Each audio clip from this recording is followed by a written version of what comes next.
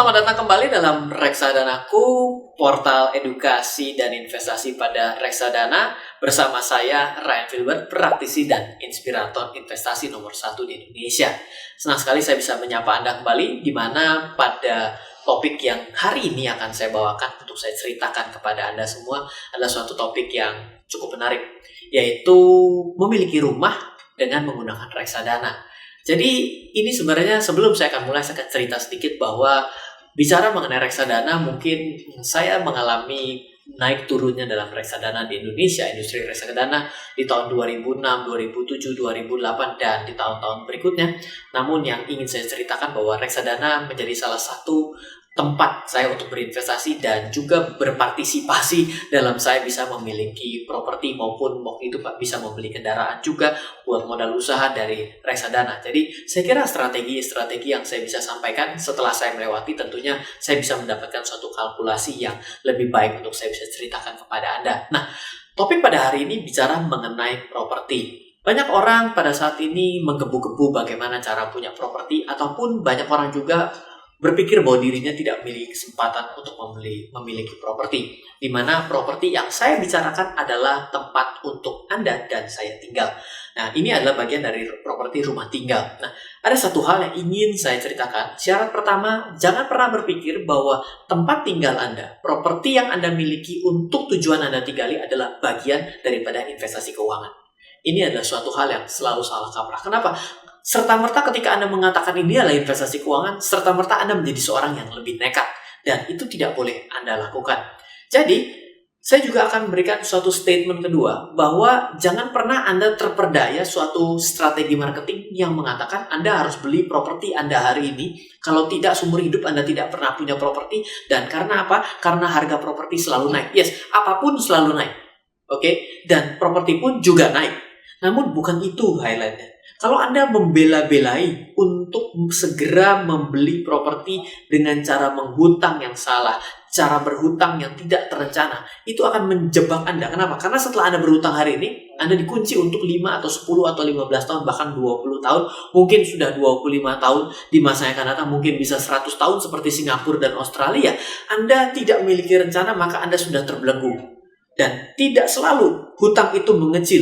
Bisa jadi hutang besar, ataupun Anda semakin hari tidak mampu bayar sehingga kemampuan Anda membayar semakin rendah. Ini yang menjadi suatu masalah.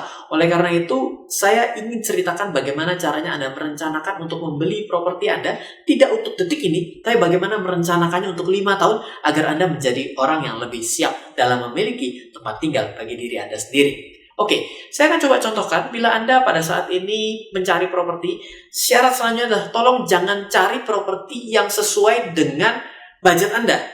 Ini menjadi suatu hal yang agak kontroversi yang saya selalu ceritakan ketika saya dipanggil untuk berbicara di banyak tempat. Saya selalu katakan adalah, jangan Anda berkonsentrasi membeli properti yang sesuai dengan kantong Anda hari ini. Kenapa? Kalau Anda sesuai dengan kantong Anda, pertanyaannya sesuai dengan kebutuhan Anda. Kenapa? Tempat tinggal konsumsi, bukan investasi. Kalau Anda beli sesuatu yang tidak sesuai, buat apa? Atau Anda beli terlalu mahal sehingga tidak sesuai dengan kebutuhan Anda. Umpamanya Anda hanya perlu handphone yang bisa SMS dan telepon. Tiba-tiba Anda beli handphone yang puluhan juta yang katanya bisa kameranya 1000 megapiksel. Kebutuhannya tidak sesuai, sehingga Anda membayar lebih mahal. Atau Anda ternyata membutuhkan yang 10 megapiksel untuk motret karena Anda seorang apa, tiba-tiba Anda cuma dapat yang punya handphone bisa SMS dan telepon. Jadi masalah juga, betul? Sama seperti Anda membeli properti untuk tempat tinggal Anda. Jangan pernah disamakan. Jadi yang penting adalah cari dulu yang sesuai dengan harapan Anda.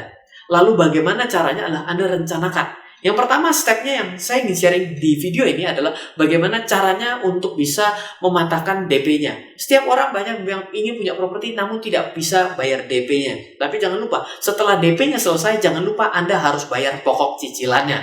Oke, jadi ketika Anda mau punya properti yang hari ini harganya 100 juta dan sesuai dengan kebutuhan hidup Anda, dan 5 tahun lagi tentunya, lalu ternyata Anda lihat katakanlah harganya 100 juta. Anda tidak bisa beli hari ini karena Anda tidak punya DP-nya. Katakanlah DP-nya adalah 20% karena basis dasar untuk bisa dibiayai oleh bank adalah 20 sampai dengan 30%. Mungkin ada yang 10%. Namun katakanlah yang 20%. Artinya 20 juta harus dari kantong Anda sendiri.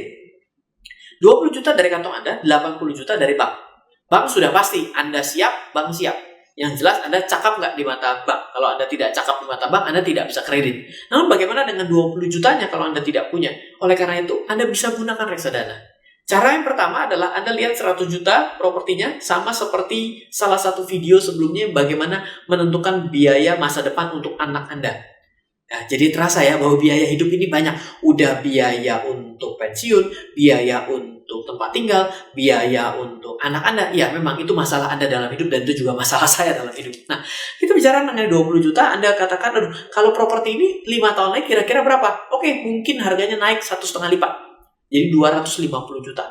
250 juta artinya yang semula Anda siapkan 20%-nya adalah 20 juta. Anda harus siapkan 50 juta. Anda juga nggak punya, hari ini pun nggak punya, nanti bagaimana cara merencanakannya? Berarti Anda siapkan 50 juta untuk 5 tahun ke depan, masukkanlah ke dalam instrumen reksadana. 50 juta dalam instrumen reksadana, itu masukkan ke dalam reksadana saham, karena yang jangan lupa, untuk yang 5 tahunan, kita masih bisa gunakan reksadana saham. Yang 5 tahun ini, masukkan ke dalam reksadana saham, tabungkan uang Anda, tanda kutip, yaitu Anda beli setiap bulan selama 60 kali, hanya sebesar kurang lebih sekitar Rp519.000.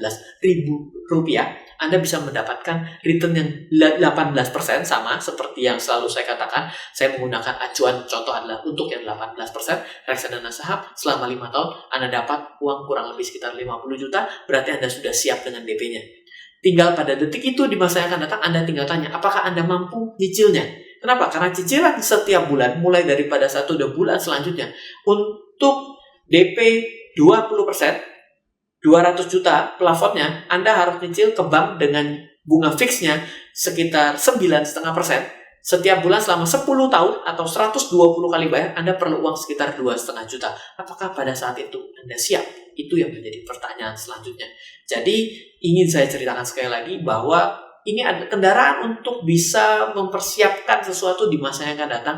Gunakanlah reksadana. Kenapa? Karena bisa setiap saat Anda tambah, setiap saat Anda bisa kurangi jumlahnya ketika Anda belum mampu, ataupun Anda bisa tambahkan secara mendadak ketika Anda merasa Anda mau menambah. Jadi sampai dengan saat ini kita bicara mengenai rencananya dulu. Kerencananya dulu, apa instrumennya. Nanti kita baru menghitung hal yang lainnya yang lebih teknis dalam video-video selanjutnya. Semoga sharing saya pada kali ini di portal edukasi dan investasi reksadana bernama Reksadanaku ini bisa menjadi suatu manfaat bagi Anda. Bila Anda belum memiliki rekening reksadana, ingin belajar terus lebih lanjut dan mendapatkan update dari saya, silakan Anda subscribe dan Anda juga bisa mendaftarkan diri Anda di bawah ini. Dengan menggunakan link form di bawah ini, Anda bisa memiliki akun reksadana hanya dengan nilai Rp100.000 untuk memulai investasi Anda hari ini dan untuk masa yang akan datang.